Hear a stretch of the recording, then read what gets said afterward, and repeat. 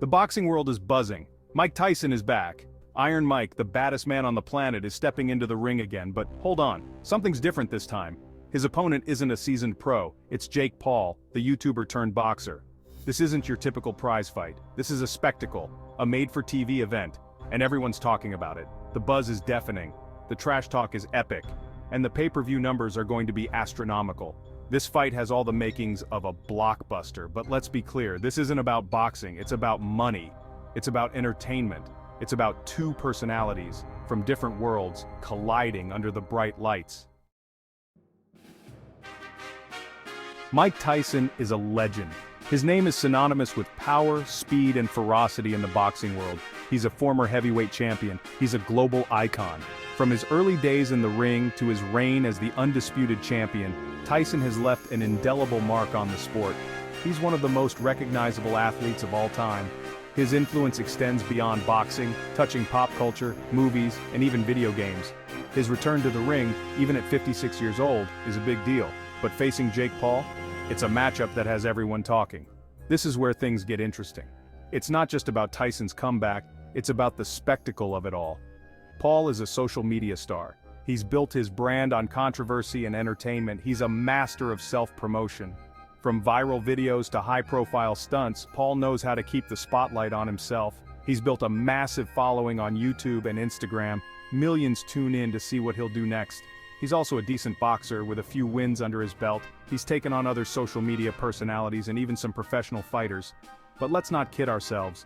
The gap between him and Tyson is vast. He's not in Tyson's league, not even close. Tyson's experience, skill, and raw power are on another level. This fight isn't about athletic competition. It's about entertainment, spectacle, and the merging of two worlds. It's about two very different audiences coming together. The traditional boxing fans and the new age social media followers. You have the old school boxing fans eager to see Tyson back in action.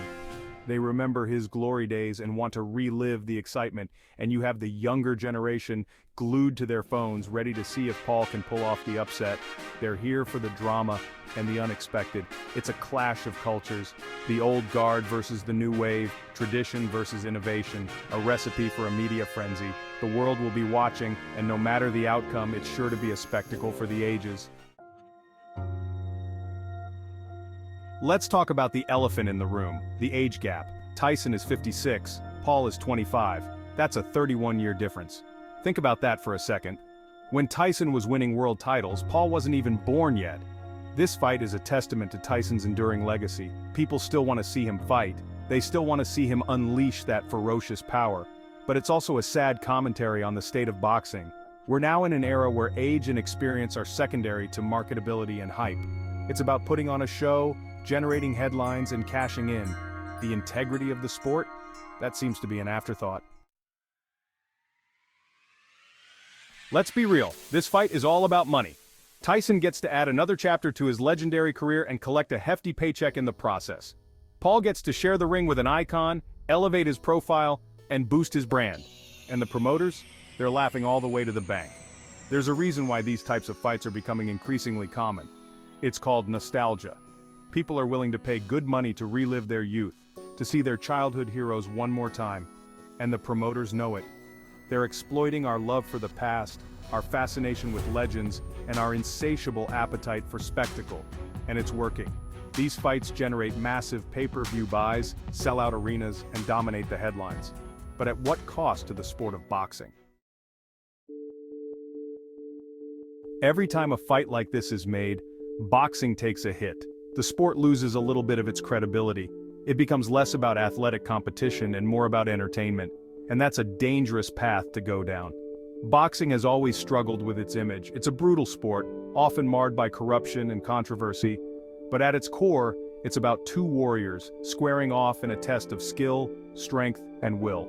When we start prioritizing spectacle over substance, we risk alienating the true fans of the sport. The casual viewers might be entertained by these novelty fights, but the hardcore boxing aficionados are left shaking their heads. They're the ones who see through the hype. They're the ones who understand that these mismatches are a disservice to the sport they love. Let's not pretend that this fight is a fair fight. It's a spectacle. A show designed to entertain, not a genuine contest of skill. It's not. Mike Tyson, even in his mid-50s, is a different breed of athlete. His legacy in the sport is unmatched, and his presence alone commands respect. He's got power in both hands, the kind of power that can end a fight in an instant, with a single punch. He's got a granite chin, a resilience that has been tested and proven time and time again in the ring. And he's got a killer instinct that Jake Paul can't replicate. An instinct honed over decades of real, brutal competition. Paul might be younger, and he might have some boxing skills, but he's in over his head. His experience pales in comparison to Tyson's. This fight is a mismatch on paper, and it's likely to be a mismatch in the ring. The gap in experience, power, and skill is just too wide. The promoters want you to believe that Paul has a chance, that he can pull off the upset. They need to sell the narrative of the underdog. But that's just part of the show. It's a carefully crafted illusion to generate interest and sell tickets. They need to create the illusion of competition to sell the fight, to make you believe that anything can happen in the ring. They need to convince you that anything can happen, that the unexpected is always just one punch away. But deep down, we all know the truth. We know the odds are heavily stacked in Tyson's favor. This is a spectacle, a carefully crafted event designed to generate maximum profit. It's about the money, the hype, and the drama, not the sport. So, as you watch the fight, remember that it's all part of the grand illusion, an illusion of competition that keeps the audience coming back for more. Love it or hate it, this fight is a sign of the times. Boxing is changing. The audience is changing.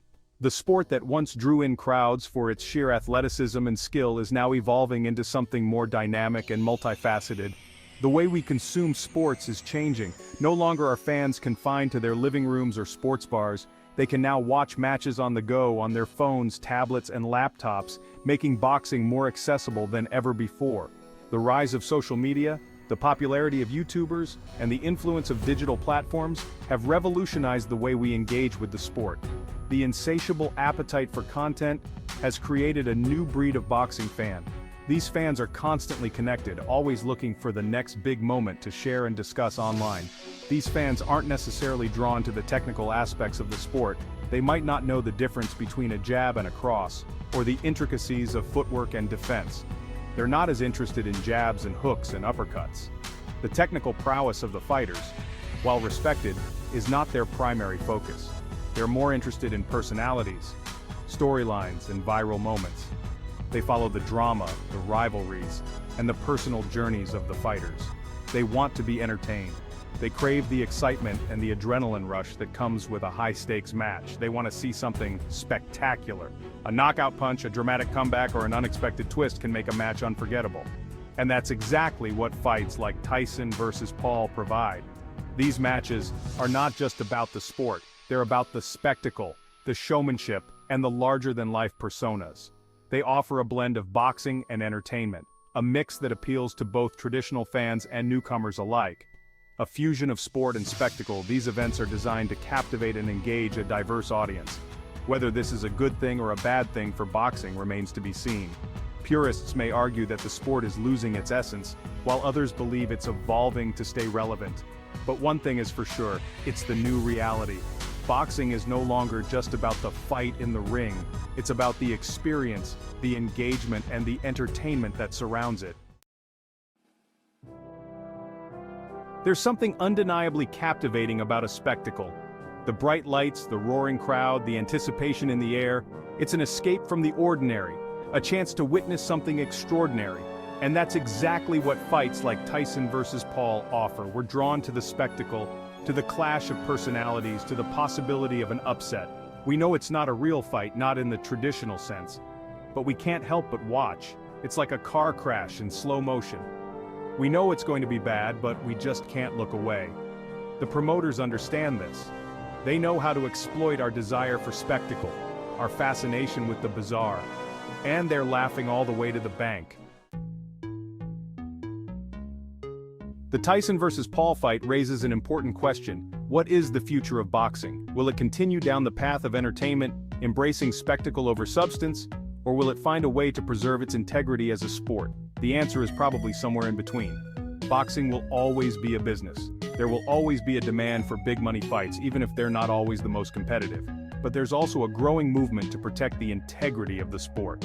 Organizations like the World Boxing Council and the World Boxing Association are implementing stricter regulations and ranking systems. They're trying to ensure that the best fighters are fighting each other and that the titles mean something. Mike Tyson is a legend. He's one of the greatest boxers of all time. But will his decision to fight Jake Paul tarnish his legacy? Some people think so. They argue that he's cheapening his accomplishments by participating in these exhibition bouts. Others argue that Tyson has earned the right to do whatever he wants. He's paid his dues, he's entertained millions. If he wants to have some fun and make some money in the process, who are we to judge? Only time will tell how history will judge Tyson's later career choices. But one thing is for sure, his legacy as a ferocious fighter, a cultural icon, and one of the most captivating athletes of all time is secure. The Tyson versus Paul fight is a symptom of a larger trend in combat sports. The lines between entertainment and competition are blurring. The pursuit of profit is often prioritized over the integrity of the sport, and the fans are left wondering what it all means. Is this the end of boxing as we know it? Is the sweet science doomed to become a sideshow, a spectacle for the masses? Only time will tell. But one thing is for sure, the bell is tolling, and the future of boxing hangs in the balance.